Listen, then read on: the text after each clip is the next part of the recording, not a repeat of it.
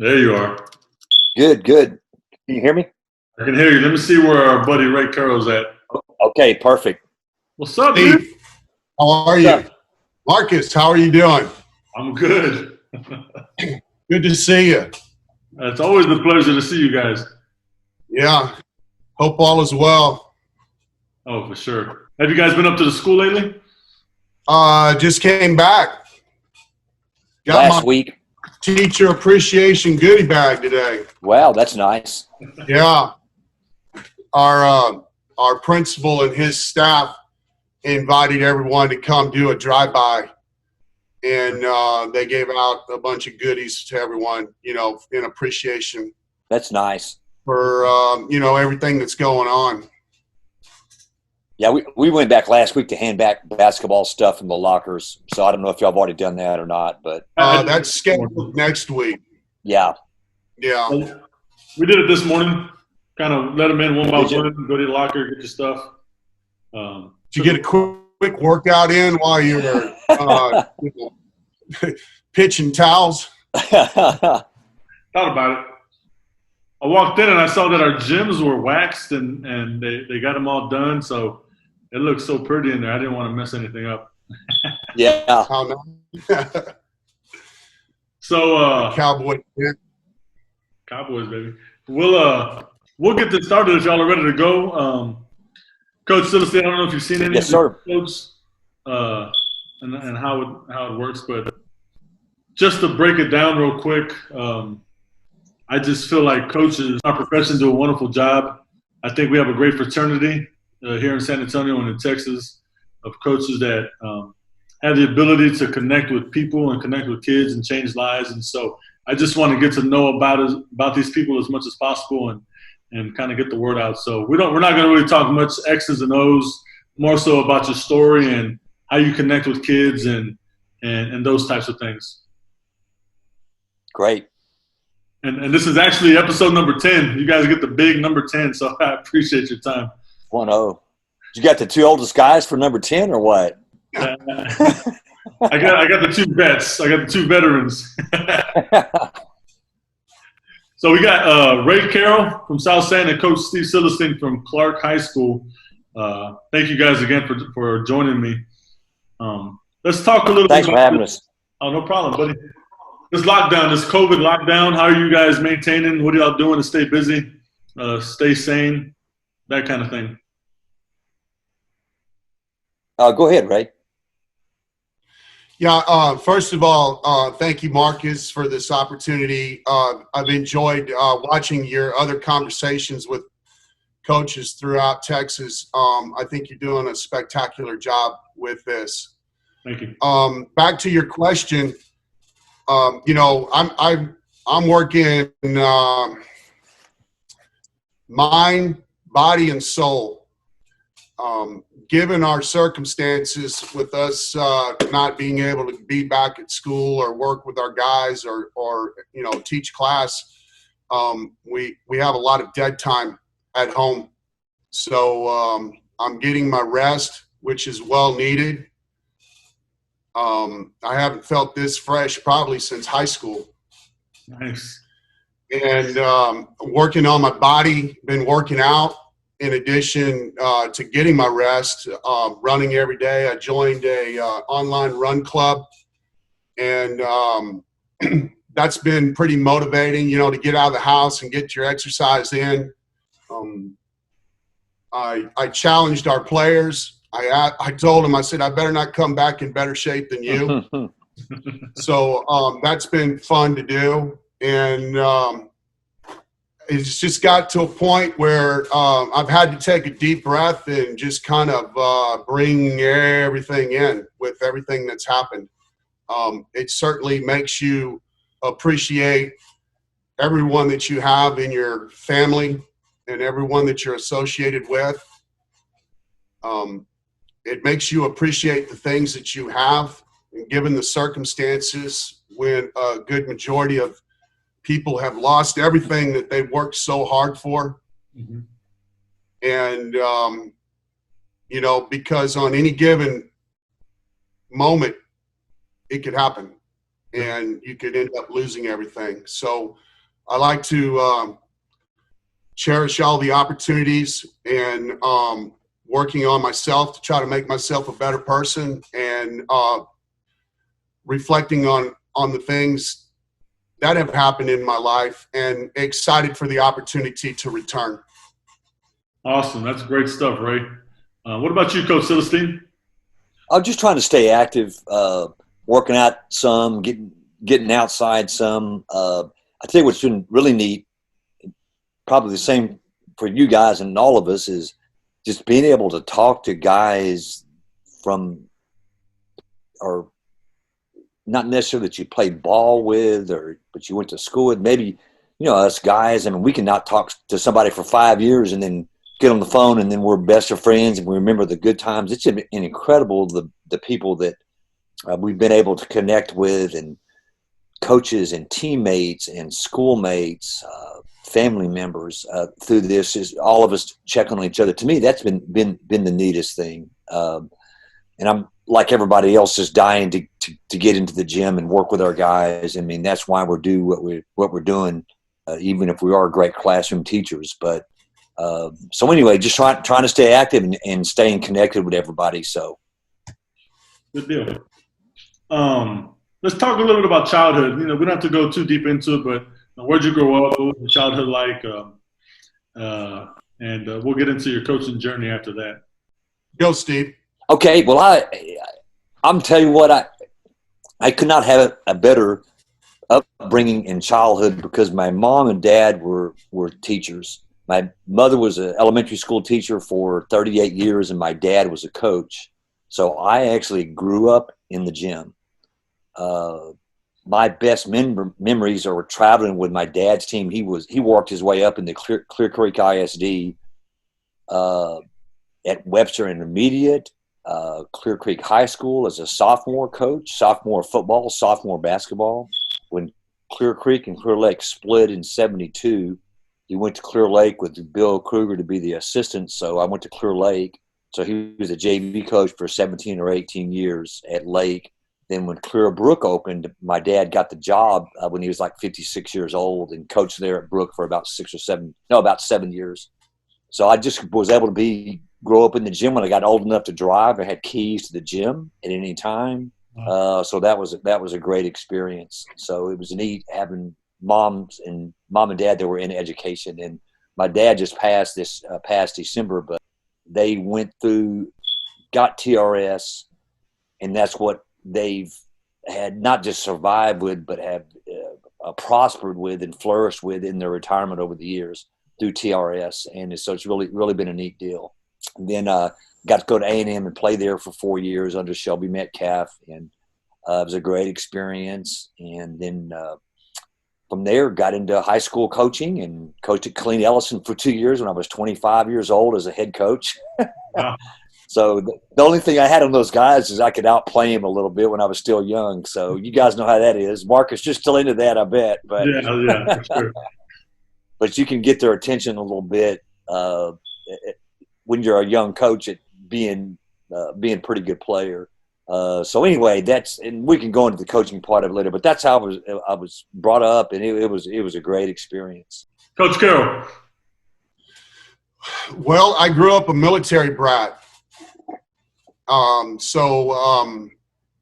Had the opportunity to travel around the world, born in California, and then a month later we took off to England. Then we came back here to the States, moved around a couple of times, and got shipped back over to England, stayed there for a few years, and then came back to the United States and moved around again. So I grew up as a military brat, and my dad played for the military team and also coached the military team. So I got my exposure there as a youngster. Although my dad had to spend a lot of time away from home because of what he was doing in the military, required him to be gone quite a bit. So my mom got me exposed to sports. She taught me how to play catch. She taught me how to shoot a basketball, swing a bat, taught me how to swim, ride a bike. I mean, she did it all. The military lifestyle, when you lived on the bases, You know, you had the gyms, you had the swimming pools, you had the bowling alleys, you had the movies, you had everything that you needed. And so I took that pathway. You know, we'd get on our bikes in the morning and go up to the gym and play basketball all day long, and then go jump in the pool and swim and you know, just make sure that we're home by dark. So that's how I got my experience with athletics, because we did it all. I mean, we played football, we played basketball, we played baseball, was on the bowling teams. And, you know, all of those leagues were sponsored by the militaries also. So it was a very, very good experience. Well, Ray, I got to experience that when I was coaching at Killeen Ellison with Fort Hood there, with the military families, and it was incredible. And of course, a lot with San Antonio having a heavy military, Air Force, Army influence. But I mean, you could have a family move great athletes and kids, and then lose them the next year, or vice. So yeah, but hey, it's funny, Ray, because I spent a lot of time playing out there on posts when I was young. Yeah. So at Fort Hood. Yeah, I mean, we were in the gyms all the time. You know, playing up against the older. Guys that were already actually in the military, and we're still in, you know, school. Yeah. So you get exposed to, you know, bigger, stronger, faster players. More physical. Yeah. Oh, yeah, without a doubt. Yeah, the one thing you always hear about basketball on base is the physicality of the game. Those guys really get after it. And so that's got to be a great experience growing up in it. Let's talk about your journey, your coaching journey. You know, where'd you start up until about this point, and everywhere in between? Go ahead, Ray. Well, I got my coaching start upon graduation of college. I did my student teaching at Lee High School over here in the Northeast School District, and we had an outstanding coaching staff all the way across the board, veteran coaches that had been around a while. So it was a great exposure to the high school coaching scene. And one thing that I learned was I needed to make a name for myself. So I volunteered my services and went out to football practice every day, and volunteered my services with the basketball coach, Coach Williamson at the time. And, you know, even though you're there to do your student teaching and to try to graduate, I was trying to network myself for a future job. So I, you know, sacrificed a lot of things on my end just to get out there and get exposed to what it's really like to be a coach. And back in those days, you only had one basketball coach because all the other coaches were coaching football. And so Coach Williams had asked me if I would be interested in taking over the freshman team to get the freshman kids out of his hair so he could just concentrate on the varsity. And I was like, sure, you know, let's do it. Well, lo and behold, we had a kid by the name of Artie Griffin, who years ago was a standout basketball player for Lee High School. And we ended up going 30-0. And during that process, one of the football coaches on staff, Rick Cash, who played in the NFL, got the South San head football job. And so he told me, he said, hey, look, once you graduate and all that, make sure you give me a call and we'll see what we can do. And sure enough, once I graduated, a position had opened up at South San, which I was very fortunate because I was a December graduate, and typically those positions don't become available in the middle of the year. And so I was able to join on the South San staff right after graduation. And then after South San, did you have some other places you ventured out to? Yeah, I spent 3 years with Coach Lou Torres at South San before I journeyed on. But just to talk about the success that we had at that time. I'm walking into a high school job right out of college, and we had Gary Durbin and Jesse Huerta, who were two outstanding basketball players at the time. So we had a really good season. And then our younger kids coming up were Henry Izaguirre and Jerry Soto and Gavino Ramos, who, if you know them through the basketball network, were outstanding players as well. So we were able to make a name for ourselves at that time. And Mr. Durbin, our athletic director, had convinced me that I needed to leave and go get a head job so that he could eventually one day bring me back. And so, I took his advice and I applied for jobs all over the state. I mean, I went West Texas, East Texas, Dallas, Houston. Nothing was available here in San Antonio, but a job opened up in South Texas, Carrizo Springs. And I got overlooked on all these other spots, but I was like, let me throw my name in the hat here and see what happens. So 3 of us applied for the job. One guy out of Ohio, the assistant coach of the team that went 0-28, and me. So when I went down there and interviewed for the job, Coach Tate, longtime successful football coach, said, hey, let's go take a look at the gym. So we go in the gym, and it's the old rubber floor gymnasium, and the 5-man sleds on the floor, and there's track marks all over the floor. And he goes, well, what do you think about the gym? And I'm like, oh, okay. And he goes, let me go show you the equipment. So we go into the locker room, and there's 2 basketballs. There's an old flat red, white, and blue ABA basketball, and then there's an old NBA basketball that weighed about 100 pounds. He goes, well, there's your basketballs. And then so he goes, let's go drive down and sit down and have a talk with the superintendent. So we get in his pickup truck and we drive downtown, and we walked into his office. Dr. Uribe was his name. And Coach Tate said, hey, Dr. Uribe, I want you to meet our new basketball coach right here, Ray Carroll. I was like, what?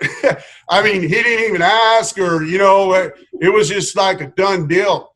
So I was like, all right. I mean, what better way to get the experience than to, roll the dice and just, go out there, risk reward kind of thing. So I accepted the position. That was my first head coaching job down in Carrizo Springs. So we were down there for 3 years, and then the West Campus position opened up, and Mr. Durbin said, hey, now that you've got that head coaching experience, we're going to bring you back. So I was fortunate enough to go back and coach over at West Campus for 6 years. And we were very successful then. And then I had an opportunity to go coach out at Northeast at Madison High School. And I was there for 3 years. And then another position back at South San opened up, and it was a position that was very, very interesting. So I decided to go back to South San. And currently that's where I'm at now. It's a nice journey. Heck of a journey. Yeah. Ray, how long have you been at South San head coach now? Well,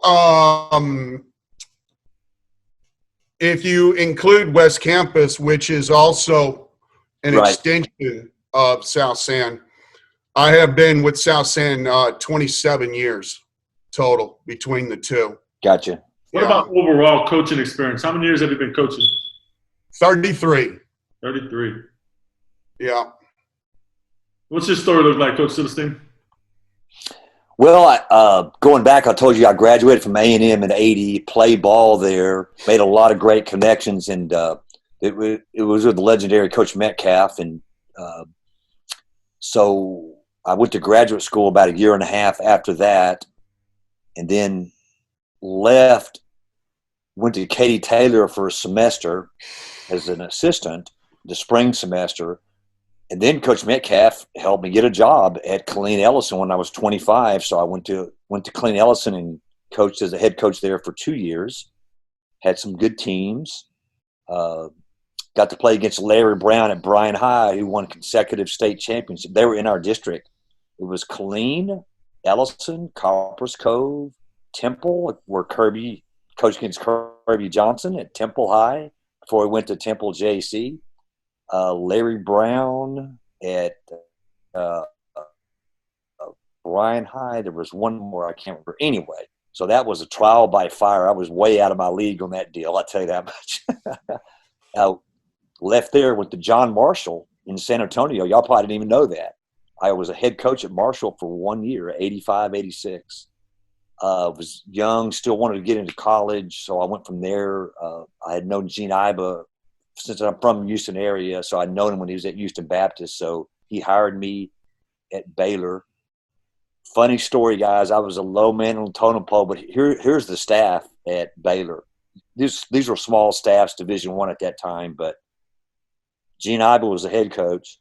Danny Casper was the assistant. Kim Anderson was the other assistant, and then myself. Kim Anderson's now at Pittsburgh State, but he's at Central Missouri. He was a head coach at Missouri for about 3 years and lost his job there, but got even a better job at Pitt State. So coached 2 years at Baylor, met my wife in San Antonio, was at Marshall. We were apart, so a job opened at St. Mary's. My wife was training to be an OB-GYN, which she just retired from. And so I came to St. Mary's and got to coach with coaches Jim Zelznak, who was an assistant, and Buddy Meyer. My first year there, we won the national championship, of which Gary Durbin was on that team. And another story, Ray, I don't know if you were there with Lou Torres. I actually recruited Henry and Jerry to come to St. Mary's. Yeah. Their senior years. Yeah. And man, I spent a lot of time in their homes and watching them play. And God, that was such a great. I don't know what I think that was 91 maybe, and I think you guys South San lost to Ray Jackson and LBJ, Austin LBJ, I believe. Right. Yeah. Out at UTSA. Out at UTSA. The regional tournament. So. Yeah, regional tournament. Yeah. And boy, that team was fun to watch, man. Oh man. So anyway, I stayed at St. Mary's for 3 years, and then John Jay opened, so was lucky to get back and got into Northside and was the head coach at Jay for 7 years, and we had some good runs. Got out of coaching and taught at O'Connor for 3 years. Actually stayed at home for a couple of years and didn't work. Stayed at home with the kids. Came back to Northside after 3 years and was the head girls coach at Stevens High School, who we just opened up. So I got to coach my daughter, and coaching girls was fun, but it's hard, and it makes you a better coach. And it's a whole new perspective. I thought it was really good for me as a coach.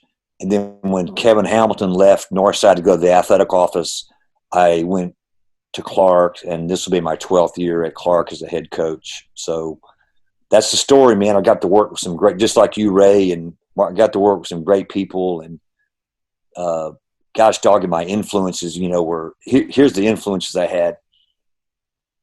Shelby Metcalf, he was an old Henry Iba guy, the way they defended and played. Buddy Meyer, old school of the old school. Mm-hmm. Gene Iba, the name Iba ought to tell you something. So I'm trying to make sure that we stay on top of stuff and play modern basketball and all that. Yeah. So, but man, it was great. I always got to coach with Stan Lang was my assistant at John Jay. James Joseph, who's now the head coach at Holmes, played for me. Ray, I know you could go through the whole. Yeah. Gerald McCaslin is a head coach at Holmes now. He played for me at Jay. Yeah. And Romero De Leon and I coached together. Romero was retired. He was at Holmes and Roosevelt, and so it's just been a great run. The whole thing, Marcus, like you're saying in Ray, it's just getting to know people and relationships and all that. So if we just talked about wins and losses, man, you just wouldn't do this. I mean, it'd drive you crazy. So when you mention names, we're probably talking way over the head of Marcus because of the age difference. But I'm going to throw some names out. My high school coach was Alan Rayum, who was a stand-up player at South San and at Southwest Texas. And then I was actually getting recruited by Shelby to go play at A&M. What year was that, Ray? This was in 1980. And, I went and did the recruiting visit, went and did, this, that, and the other. And, Shelby was kind of, oh, well, we're looking over here, looking over there. We like you, but, it'd be nice if you go and you play junior college ball, and then we'll evaluate you from there. So his influence was pretty good. John Thornton was the Hill coach, who's a former Aggie. He's a good friend. I played for him, and then I played for Ray Roberts, who's a former Aggie. Yeah, so there's a lot of connections there.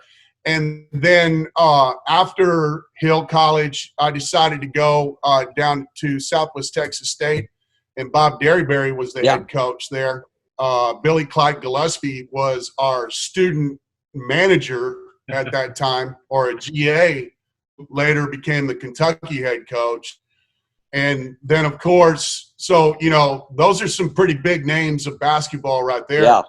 And then coming in and doing my student teaching at Lee Williamson, who I believe was the head coach when Rick Bullock was at Jefferson. I think he was at Lee.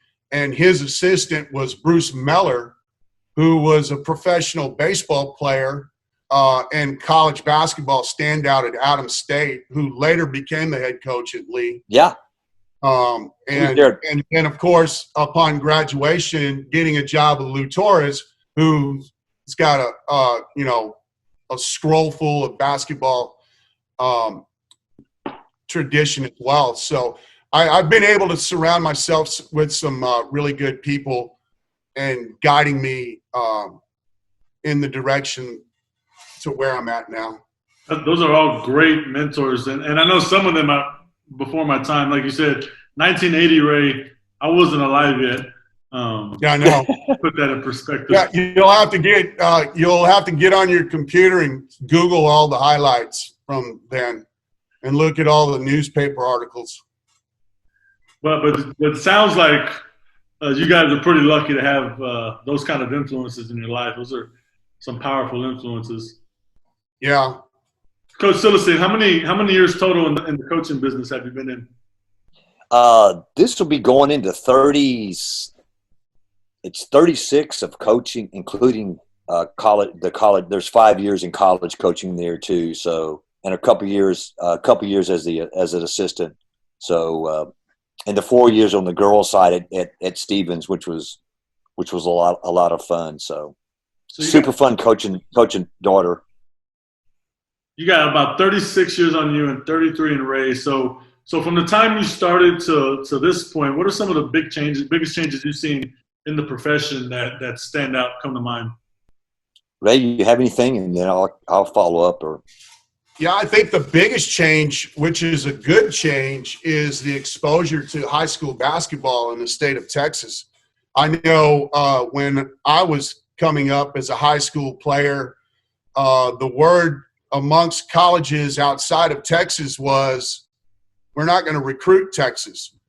They only play football in Texas.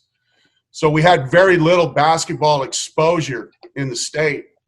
Whereas now when you watch an NCAA tournament, 6, maybe 7 of the guys in the starting lineup on both teams are from the state of Texas. Yeah. So I think the exposure of the sport itself has evolved, which is a really good thing for us as coaches and is really good for high school players. I agree with you, Ray. The thing I think that's really cool is how the playoffs have expanded. Back when I was in high school at Clear Lake, they took one team. And then, Ray, it went to 2 teams for a long time, and then 3 teams, and now 4, and who knows, they may open the whole thing up for everybody at some point in time. I don't know. Yeah. But I think that's really, to me, been a great thing to have 4 teams that get in. Yeah. And I'm hoping, and I don't know if you're addressing this with the other coaches. I haven't seen all of the podcasts, Marcus, but if we can move towards getting a shot clock, I think would be great for the game as we move along a little bit. But it, and then in some ways the game is as you have the rivalries amongst schools. It can be neighborhood rivalry, just like the awesome rivalry you guys have, Marcus, with your sister school at Harlandale, or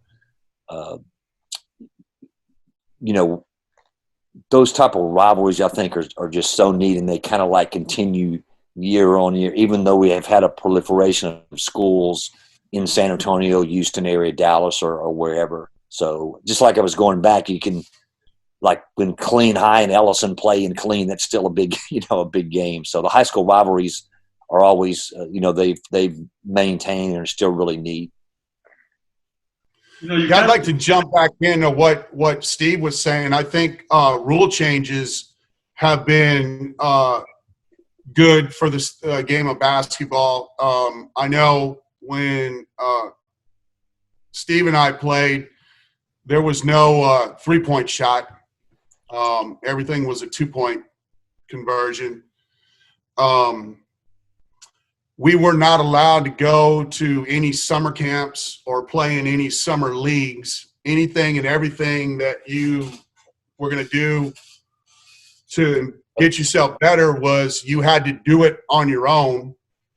And now there's, strength and conditioning programs, there's summer camps, there's summer leagues. And because of all of those rule changes, then goes back to what I had mentioned before about the exposure for the athletes. So rule changes have been a significant increase in making the game much better. Kind of tapped into a little bit. I have it written down a little further towards the end, but we can dive right into it. Just the idea of some of the rule changes. I know Stevie talked about it a little bit. The idea of maybe a shot clock or a charge circle. I mean, what are some of your thoughts on some of those ideas moving forward that you hear people talking about often? Yeah. Let me go back real quick, and then we can go to this.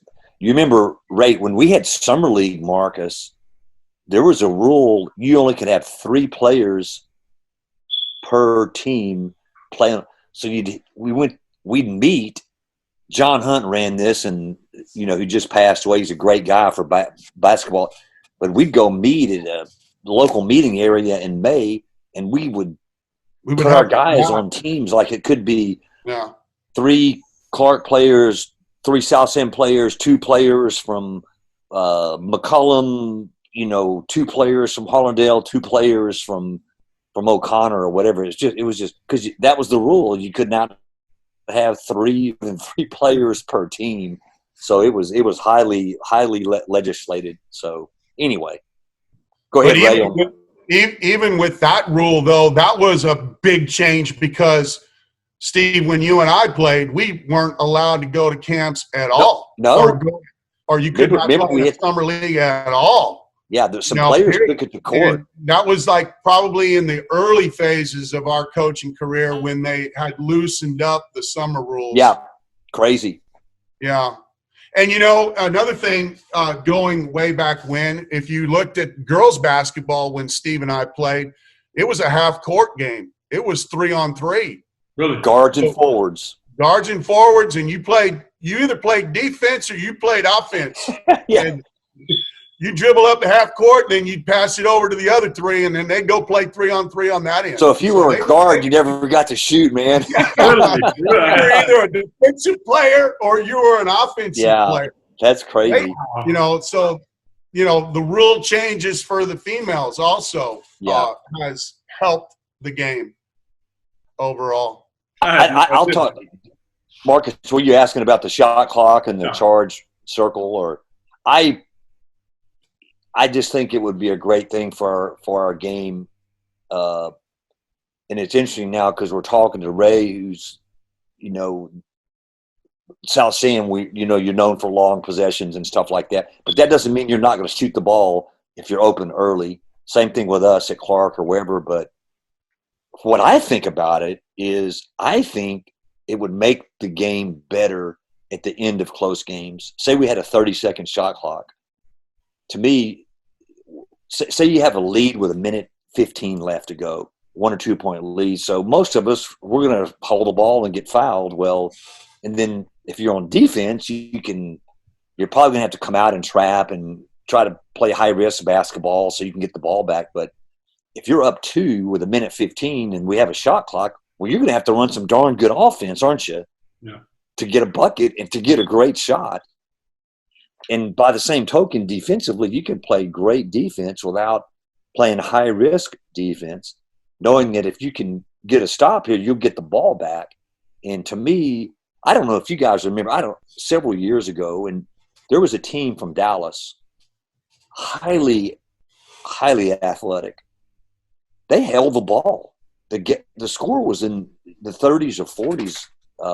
They literally held the ball and would not shoot the basketball. I don't remember who it was. Man, they held the ball. I mean, and weren't trying to score. So I think too that the shot clock would help with that. And charge circle, I don't know. Gosh, are we throwing another thing in for the refs to have to worry about? I don't know. But anyway, go ahead, Ray. Yeah, I would actually like to see a shot clock. I think that would help with the evolution of the game. I'm not a fan of the take a charge arc because we're going to take a charge regardless of where you are on the floor. We pride ourselves on that. So I don't need the referees to have decide is it a charge or is it not.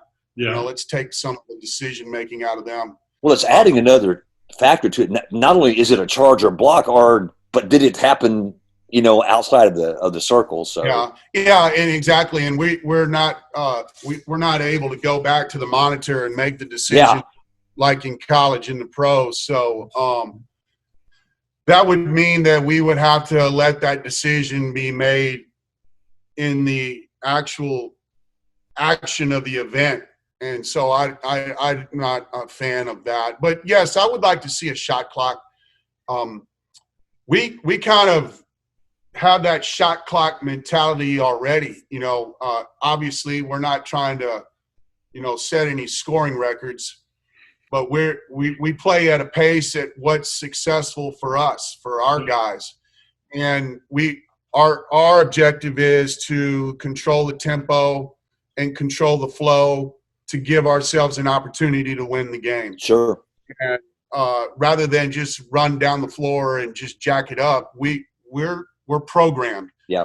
So, when we're looking in our primary break, I mean, we've got 1 to 5 seconds and we've got options that we're looking for out of it.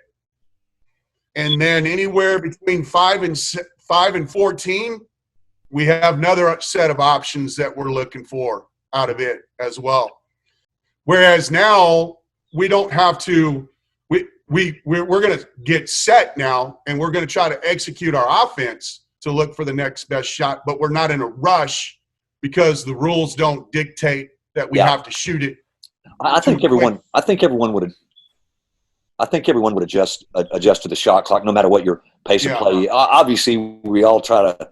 To me, good coaching is playing the best style with the type of players that you have. I mean, that to me is always a sign of good coaching and a good team. But and I'll say this about both of you guys, coaching against you or watching your teams play. Both of your teams have always seemed to understand what kind of shot their coaches want. And so shot clock or no shot clock, I think you guys will both be able to adjust perfectly fine. I mean, you guys know what a good shot is, what the best shot is for your team. They usually don't take poor shots. And so that's just kudos to you guys for obviously running great programs. Thank you. Thanks. So, Ray, let's talk about your tournament. You got one heck of a tournament over at South San. It's one of the best tournaments in the state. Got some outstanding competition.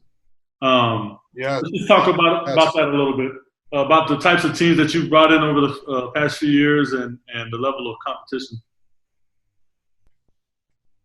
We sat down years ago and decided, we're tired of going to a tournament in town and end up playing the same teams that you have on your non-district schedule.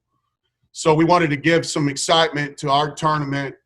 And so we, just used my network, my connections, and started reaching out to teams all throughout the state of Texas. It's broken down into 4 regions. And so we try to go out and recruit teams in different regions and get them to come here and play against the teams here in San Antonio, to give the San Antonio teams an opportunity to play people outside of the city. So you're not having to play the same team in non-district, then you play them in a tournament, and then you turn around and play them again in your district, which a lot of the tournaments have ended up evolving like that. So, we've prided ourselves on having probably arguably one of the best tournaments in the region, with the variety of teams that we've been able to bring in. I mean, you've had several state. I've seen your tournament. I mean, we've participated in it for many years, and you'll have teams in the tournament later on winning the state championship that year. Multiple teams at different levels. I mean, it's impressive. Yeah, we've had teams that have won numerous state titles in previous years, and then we've had several teams that have been to the state tournament and or won the state tournament in recent years as well. So the competition in our tournament is outstanding. Absolutely. Coach, I mean, Sylestine, you've played in that tournament. Your teams have participated in it. What are your thoughts? It's just like Ray said, that bringing teams from all over the state, it's so neat to be able to play teams from different cities that you may not ever get to play again. And also what's cool about it is having various classes of, I think of a Silsby, is it 4A? Yeah. I mean, we didn't get a chance to play them, but I've seen them play every other. They are so much fun to watch them play. I mean, it's just, and you see all these different styles, and there's some great private schools. It's like you said, it's really as good a tournament as there is in the state, to be real honest with you, Ray. So. Yeah. Well, thank you. Yeah. Yeah. You mentioned some of the teams. We've had Dallas Kimball come to the tournament, and they have numerous state championships. Obviously, what Steve mentioned, Silsby has come and has been a state championship. Currently, Faith Family Academy out of Dallas, South Oak Cliff, won a state tournament 2 years ago, qualified this year, but then the tournament was canceled. Recently, we've been able to attract Antonian from the private school sector, who won a state championship, and then again, runner-ups this year. We've brought in Midland, who has been a perennial power from West Texas. Atascocita out of the Humble area near Houston. They've been in our tournament here recently, and they've had a tremendous amount of success in their division at the state level too. So, yeah, the key is you try to influence a lot of the better teams to come in and play, but you get a variety of different styles of play, which enhances the tournament to generate continued interest year after year after year. How many years in a row was it that Wagner won? 2 or 3? Well, we're going to have to rename it to the Rodney Clark Classic. They've actually won it 4 straight years. 4. Wow. Yeah. I didn't realize. Yeah. And you know what? Every year I line them up against the hardest route to get there. Which he likes. 2 years ago, I had them open up with Silsby in game 1. I was there. I saw it. It was 92-90 in triple overtime. But they got by. And then they had Who needs a shot clock? Then they had to play Kimball in the second round, and then they squeezed by them. And, so, yeah, it's the South San Antonio / Rodney Clark Classic. Oh, man, that's good stuff. Let's talk about, you're in the season. Things can get stressful. Now you guys are well seasoned. What are some of the things that you do personally to de-stress during those tough moments? What is maybe some advice you could give some younger coaches on how to handle a season? It goes back to what Ray and I were talking. I'm not sure any of us as coaches do a great job with the stress because we're so laser focused, and I guess that's a positive thing. You can look at it too as being tunnel vision, but for me, it's trying to get some form of exercise every day, and it's really hard to do, but squeeze it in before you go in, after lunch. It doesn't have to. I think of it too as just getting something in almost every day of some sort of activity, some type of cardio or whatever. And to me, that helps with relieves some of that stress. And God, it's so darn hard to eat right. But I think, trying to make sure that your nutrition, just like you tell your guys, that's big time, especially over the course of months of a season. So I think I could do a lot better at trying to be less stressed. So maybe you guys or someone else can help me out on that too. So. Right. Yeah, I need to echo what Steve said. In terms of physical fitness, I think that's a major priority. You've got to take the time out because you got to work on you. Like this time in our life right now, I'm working on me to get myself fresh for when we do start back to school. And so I'm hoping that the habits that I'm picking up now will continue when we do go back to school and our time is limited. But I think that that's a really important activity that everyone should figure out a way to become involved. Whatever it is that you like doing, I enjoy running, so I like that. But you might like to ride a bike. I've never really been into it, but that's another option. And another thing that's important, like Steve said, is your diet. And it's hard for us, because of the amount of time that we spend away from home. And sometimes you might just have to pull into Whataburger and grab that burger just because, that's the only time that you have to eat. So, but if there's a way that you could manage your diet as well, I think that's really, really important. So your diet and exercise are, 1 and 2. And then I think it's really, really important that you do things away from the job as well to get your mind on other things. If you have a family, make sure that you're spending time with your family. And also make sure that you get out and you do things that you enjoy doing away from school, away from basketball. Whether it's going to a concert and listening to music, or if you like going to the movies,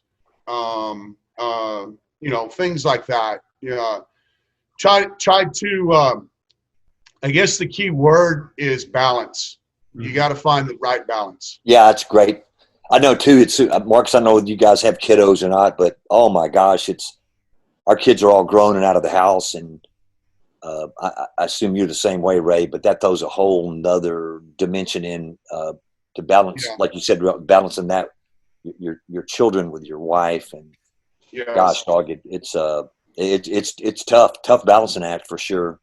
Yeah. So to answer your question, Marcus, in a conversation with a young coach getting his start, that'd be the first thing that you'd want to preach and teach. Is yes, you have your list of priorities in life, but make sure that you create a good balance and you mix and match, and then that way you not going to overwhelm yourself in one area, which would cause the stress.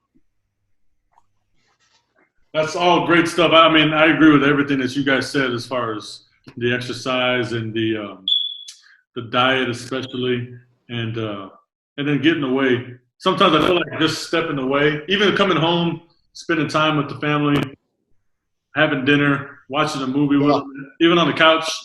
I'm not thinking about practice or what I'm going to do next. And sometimes if I feel like I'm stuck on something, that time away somehow, relaxes your mind, and then boom, it just comes to you somehow. It just comes to you, and then so when you're able to revisit that when you get back to work, it's there, right? But that time away is real important. Yeah. That's a good point. Let's talk about elite players. Some of the more elite players that you guys have ever coached. And I use the word elite loosely, so whatever you feel is elite. Take that one, Steve. You've been around in some really good places. Well, golly, at Clark, this the 12th year. I mean, we've had some great guards at Clark. Jason Brickman, I guess, is maybe, but Jason's playing professionally now in the Philippines, I believe. Are you familiar with the name, Marcus? Or I don't know if y'all are the same. Yeah, he's close to the age, I think. Yeah, I do. Brickman. There's a couple brothers. Yeah, he finished. He finished in 10 at Clark, but he played at Long Island, set the assist record there. I think he's third NCAA career assist. Just an incredible passer. He's the elite of the elite. Nat, we had another player, Adam Perez, who was MVP of our district in 2012. Jonathan Reyes. I think we all know Jonathan. I think Ray. I think we played. Yeah. Maybe a year or two with Jonathan. Yeah. Back to back. Yeah. Jonathan's went to Northern Colorado. Now he's at Oklahoma Christian. Jordan Kite was one of the finest high school players that I've ever coached. Just finished at UIW and then finished his last I guess his fourth year at Texas Lutheran this past year. So those are probably the elite players, I guess, from the last decade or so. Ray? Yeah. Well, I pretty much have been at South San most of my career. So I'm going to reflect back on a lot of the standouts that we've had. Our basketball tradition has been solid since the 1950s. And so we've had some really good basketball players come through South San. But beginning when I first started as a coach, obviously, as I mentioned before, we had Gary Durbin, and then his counterpart was Jesse Huerta. They were two outstanding basketball players. And then following that class, we had Jerry Soto and Henry Izaguirre with Gavino Ramos. That group, that was an outstanding group of individuals that we had. And then we've had some really good players follow them. Mark Torres was an outstanding guard from South San. Robert Cifuentes, he was a scoring leader here in San Antonio. Obviously, Sergio Sanchez was an outstanding basketball player, could shoot lights out. His counterpart, Ray Castillo, incredible shooting range there. More recently, guards or players that I have coached at South San, Andrew Rios, point guard, lightning quick, solid player offensively and defensively, was an outstanding player. His counterpart was Josue Isadias. He was an outstanding wing player for us. And, when I coached over at West Campus, the obvious standout there was Devin Brown, who later played at UTSA and played 10 years in the league. So he was a standout player. And so the names that I've listed to you are right from our doorsteps at South San. I know most of those guys pretty well. I mean, all great guys. And I'm hoping I didn't miss anybody, and if I did, I apologize. So what was it like to watch really good players come from South San? What was it like to watch Devin Brown just score at will? It seemed like in high school. What was that like? Fun. Pass the ball to Devin. Yeah. When we had tryouts, I had everybody in the gym, and I had probably about 200 kids in the gym wanting to try out for the basketball team.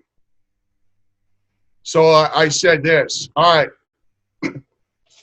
all of you guys that think that we should pass Devin Brown the ball every time down the floor, you come stand over here on this side of the court. If you disagree with me and think otherwise, you come stand on this side of the court. So all those players that went over there, I said, thank you very much for your tryout. And I turned around and looked at the other players over here and said, all right, guys, let's go to work. So that's how we made our basketball team there. Yeah, we had a rule. Every time down the floor, the ball is going to go through him. Every time. It's smart. I mean, it's smart. Yeah. How long did he hold the city scoring record? He held the record up until Garnica from Lee High School broke it. And I want to say that was probably, I guess he's established that record in 98. And I think Garnica, Steve, you might be able to help me, was about, 06, 07, somewhere in that range? Been more like 2010, I think. I think he was a little bit later because I think he was the same year as Brigman and them. Yeah. I think he was 10. I think he might have been 09 or 10, actually. You know what, Coach? My brother-in-law, Jacob, right? Quinones? Yeah. I think it's the same year. I think that's 2010. Because y'all played. Okay. I just remembered another guy, too, I've Ray for leaving out. Well, El Hadi Mullah, who most of the people know in San Antonio, whose nephew's playing for us now as a senior. Yeah. But El Hadi he's the all-time leading scorer at Clark. He played freshman through his senior year, so I got to coach him for 1 year. Yeah. Then Marcus, if you want me to go back and name some old school guys from when I played, I know when I was like a freshman and sophomore, I think it was, we had Gilbert Salinas over at Burbank High School, 6'11", 7 foot tall. Burbank won a state championship. He later went on and played at Notre Dame. I know when I was playing, there were a lot of really talented players. Jay Shakir over at Fox Tech, he was a standout that later went and played at Baylor. Kurt Thomas was a standout player over at Roosevelt. Doug Moe, the son of Coach Moe, he was a standout player over at Clark High School. He's probably in your record books over there, Steve. And then his counterpart was Kevin Hamilton, who you know very well, Steve, from Northside ISD. And Cato Hardy over at our rival at Southwest, he was a standout player. David Glazner at St. Gerard's, he was tough. Raul Elizondo at Holy Cross. There's a list of guys that were really outstanding players when I played as a player. And then when I got my start as a coach, you guys over at Marshall had a really good player, Jason Perez. Oh yeah. I actually didn't coach him. He was there when he was at John Jay. Okay, yeah, he was when I was at John Jay. He was at Marshall. Yeah. Oh, he was a great player. One of the best I've seen in high school. And then we had the scoring battle between Gary and Tony Terrell over at East Central. Yeah. So they were pretty much in the same class, I think. Jason over at Marshall, he was really, really good. Boy, I tell you what, I'm going back in time. Hey, help me out here. The name, and as far as this is just from my own personal reference, but as far as McCullum goes, the name that always comes up is Bill Bailey, but I never saw him play. Did you ever get a chance to see Bill Bailey? Oh, yeah. Yeah, I know Bill Bailey really, really well. Yeah, he was a guy that I was looking up to because he used to be running mates with Nick Casas from South San, and they played about the same year that Gilbert Salinas over at Burbank did. So, yeah, Bill Bailey, man, he could shoot lights out. Nick Casas, he was incredible. He could shoot lights out. He later became a South San coach. But another name from McCullum, he's probably in your record books over there too. When I played was Alan Martin. He was a really good player. and then he went down and played at UTPA. He was a standout player there. And then his counterpart were the Balderrama brothers that played at McCullum. Yep. So I know back in the late 70s, McCullum was really, really good. There's a lot of history here in town. Let's talk about assistant coaches real quick. You know, you guys have been head coaches for a long time, but also served time as an assistant. Let's talk about the importance of an assistant coach. I mean, they're obviously valuable resources, part of our culture. Just talk about your emphasis on how important our assistant coaches are. Well, I'll just start out saying that an assistant coach should make the head coach's life easier. The assistant coach is there to enhance the program and be loyal to the program. And the other thing is, and I've been blessed with so many great assistants, but it's to the head coach as well, but it's to build relationships with the players. To me, that may be the number one thing. Not, you don't want good guy, bad guy type thing, or good cop, bad cop, but having relationships with the players that maybe the head coach can't have. Gosh, so dog, to me, that's the biggest thing that an assistant can do. And I don't know, Marcus, you were an assistant at Marshall. Where else were you an assistant? Oh, I was with Where else were you an assistant besides Marshall? At Southwest with Reggie. He brought me over to Marshall. You were at Southwest as well, and then to Marshall. So anyway, that's that in a nutshell. What about you, Ray? What do you think? Yeah, you got to be that guy that takes a lot of the stress levels off the head coach. And you do that by establishing the relationships with the players, because we as head coaches, we get on players from time. And then a good assistant is a guy that can bring the player over, give him a hug, and let him know that everything's going to be all right, the assistant coach has to be energetic. You help with parents, and you have to deal with administrators, and you have to deal with budget, and you have to deal with scheduling, and the list goes on. The last thing you have to worry about is what's going on in the gym, and so when you're that lead assistant, you're that guy that's getting all that stuff done. So when the head coach walks in, hey, we're ready to go, so you got to be that guy, because when you walk in the gym, you want to be ready to go. And so you want that assistant to be that lead, that guy that balls are out, the players are getting stretched and loosened and ready to go, and then what you do in practice, you've taken care of in your pre-practice meetings and your coaches meetings. And then you have your, list of activities that you're going to be doing. But you need that leader, the guy that's enjoys being labeled as the assistant coach, but takes a leadership role. Absolutely. I got a phone-in question for Ray Carroll. On a scale of 1 to 10, how are your current assistants right now?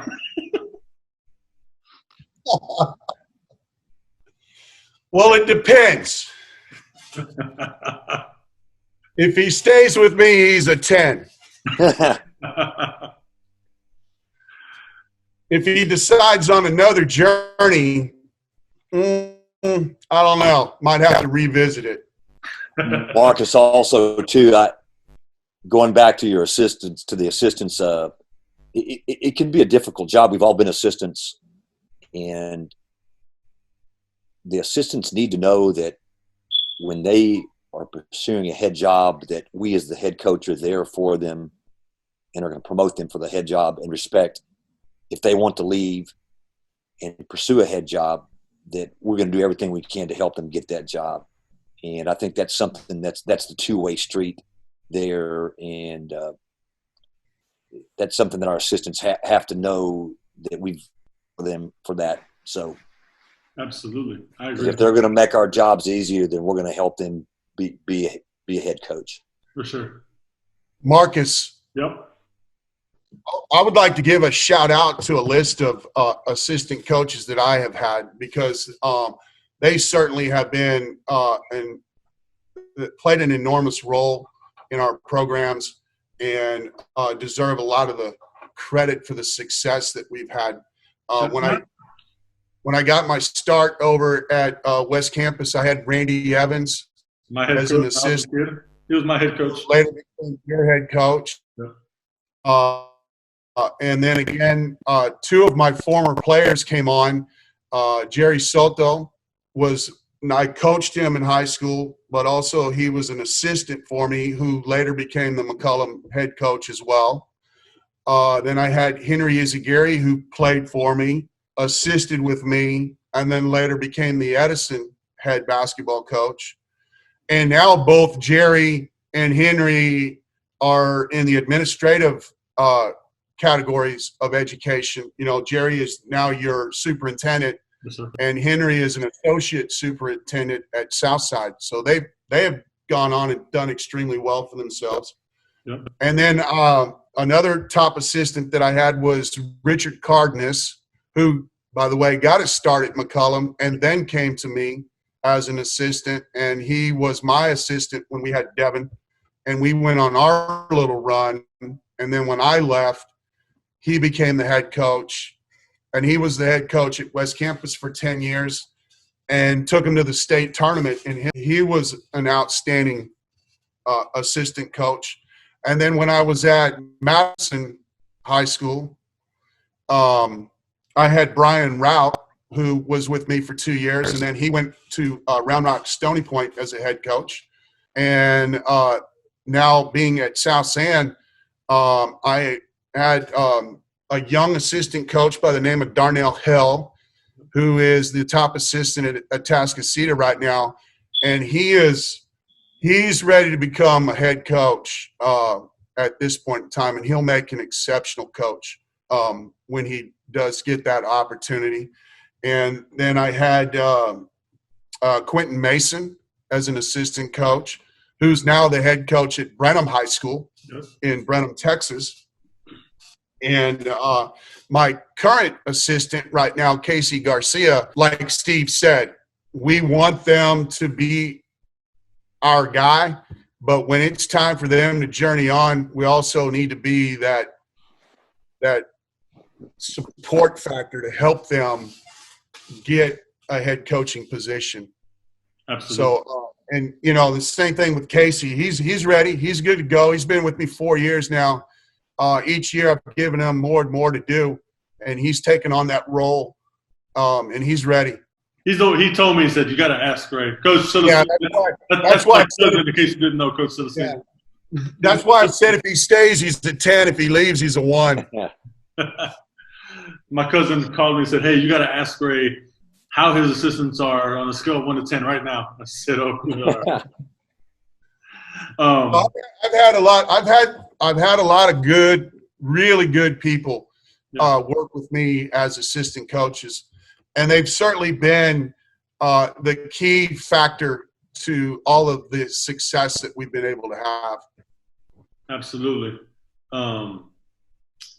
Let's talk about before we call it a day. Let's talk about just impactful moments in your career. Like you said earlier in the episode, Coach Sylestine, it's not just about wins and losses, right? Let's talk about just some impactful moments with your student athletes, things that make you realize what we do is important and really makes us love what we do. Off the top of my head, Marcus and Ray, and you guys can attest to this, and this is so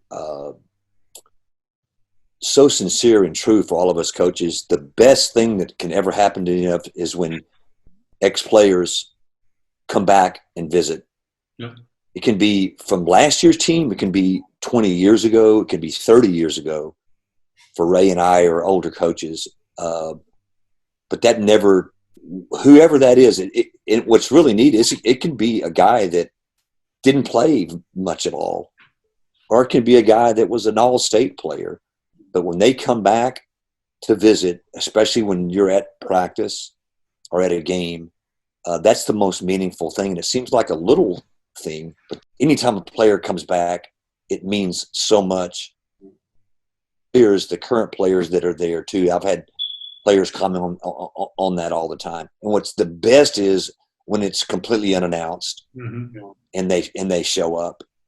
And it's not just to say, "Hey, coach, you were great," and all that. It's just to see the guy and see how successful and happy and how much of a man that he is, and a father and a husband. And that's the best. Yeah. Right. Oh, I totally agree. You know, when they come back and they say thank you for laying the foundation, it just puts tears in your eyes. You know, Yes. It's just I don't know. We know what it feels like because we've experienced it. You know, given in our profession. But when your students graduate and then they journey on, whether it's on the athletic side or not, you know, Right. You know, sometimes players are fortunate enough to get collegiate athletic scholarships and continue their play while making their journey in college. One player in particular that I had did both, played in college and played in the pros. And I know the night that he was drafted, he called me that night and was asking me for guidance. And I was like, whoa, you know, here you are, you're fixing to be an NBA player and you're calling me. Yeah. So, you know, that's a really, really neat experience. But then on the flip side to that, you know, I've had players become doctors, lawyers, business professionals, join the military, start their own businesses, and just become successful that way. So it's really amazing to see them make that journey on and become something. I'm fortunate. I've actually, this year will be my second valedictorian. My first valedictorian was back in '96 at West Campus. Alberto Quintas graduated #1, went to Princeton, got a business degree at Princeton, and now he owns his own financial planning business here in San Antonio. And then 2020 graduate this year, Donovan Ricondo, he's going to graduate #1 of our class, and he's going to go to the University of Texas in Austin. And he plans to major in creative writing because he would like to become an author and write books. So when you see players graduate and move on and do well for themselves, that's the best feeling that we as coaches can ever imagine going through. And then what puts the tear in your eye is 5 years, 10 years, 15 years, 20 years from now, and they come back and they say thank you. And you're like, wow. Yeah. Makes you feel really, really good. You get me all emotional over here. I feel it. Yeah. I feel it. Yeah. It's tear in the eye. And I want to say this, Marcus, too, and that there's a saying: if you're a coach and you haven't been humbled yet, then you haven't coached long. And it's humbling, and you. I mean, you can be in the penthouse one year, and the next year you're not on wins and losses. And I'm telling you, if you don't have things in perspective, if you don't love working with young people, if you're not passionate about basketball, then you're going to become a soured person and a soured coach, and you should not be coaching. If you're just going to be in wins and losses and worry about championships, then we're not doing it for the right thing. And I know both you guys agree with that.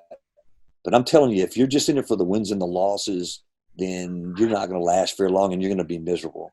That's not to say that we lost a 1-point game to Jay last year because I made a bad call. I mean, it's funny how the losses haunt, right? Yeah. You forget a lot of times the great things. But I don't know about you, Ray and Marcus, but as we move along, and to me, that's something that is why I'm still coaching is for the relationships with the families and with the players, and the sweat equity of trying to do something all together. That's the meaningful thing. Yeah. I think it's important work that we do. I think it's important that people get to see. I don't think people always get to see the heart that goes into it, and what you guys are describing. I think people get caught up in the wins and the losses, that he should have played more or this guy should have played more, but that's the least of our worries as coaches, right? It's more about getting them graduated, putting them in a better place in life, and hopefully making some success out of themselves, and then and developing those relationships. So I think it's important people see that side to our profession and understand that it goes much deeper than just a game of basketball. Basketball is just a tool that we use to reach these young people and help them in their lives. But I appreciate your guys' insight and perspective. That's 69 years worth of experience between the two of you. Definitely puts things in perspective for people, and you guys get the utmost respect. Marcus. Yep. I'd like to add a little something else to what we're talking about. Yep. Yes, we're teachers, and yes, we are coaches, but you got to also remember we are members of our school. And there's other things that go on in your school other than what you do. You know, yes, you teach a class, and yes, you coach a team, but there are other teams. There's football teams, there's the volleyball team, you know, there's the softball team, the baseball team, the track program. But then there's additional things too within the school. There's the band, there's ROTC, you know, the debate clubs, you know, the list goes on. And I think it's really, really important that people know who you are. Yes, you're the basketball coach, but it's important to go to the volleyball game. It's important to go to the football game. It's important to sit in the stands and eat a hot dog and watch the baseball game, you know. And when your principals need you to help out in a school setting, volunteer your services. It goes a very, very long way. Other events that go on, band concert, show your face. Yeah. Go to it. The prom. Put your tuxedo on and go to the prom. And you know what? The kids love it. Yep. When they see the coach at the prom. Be an active participant in the graduation. Yep. You know, be there and just show the student population that you're there for them. And I tell you what, that just pushes you over the top. That's one of the you were asking about talking to assistants and trying to help them and guide them. That's something that they got to know, that they've got to learn to be a part of the entire school environment and not just focused on what they do in the gym. I've seen it too. I've seen both. I've seen the positives. People are putting themselves out there, and I've seen young coaches that'll take the approach. Well, that has nothing to do with me. I'm not going to waste my time. Yeah. That's really good advice, though. What you're saying for people to hear, it does go a long way. I know, like when I go sometimes to, I do the same thing you're talking about, and I'll show up at the theater arts performance, the big play, and they freak out. Like, why is the basketball coach here? Yeah. But it's just being a part of your school program and showing support to everybody. You got anything else to add, Ray? Coach That's it. Hey, man, thanks for having us, Marcus. It was fun, and Ray, I enjoyed it. Yeah, so hopefully we'll be in the gym soon. Yeah, they'll give us the go ahead, and we'll do what we do best. Absolutely. Thank you guys very much. Thank you so much. It was fun. Steve, thank you very much for joining on. I enjoyed it as Yeah, always. I enjoyed it. Marcus, okay, Marcus. The opportunity. Everyone be safe. Okay. Sure. You guys take it easy. Okay. Take care. Yes, sir. Bye. Can you hear me? think we're having an internet situation. Plug himself back There in. you go. I'm back. I don't know what happened, but everybody disappeared. Your dog chewed your Ethernet cord. I've got some massive dogs. There's no telling what they did. I've seen them. Hey, now you're going to have to test your editing experience there. Oh, I got that. That's easy. That's easy. Take that little blurb out.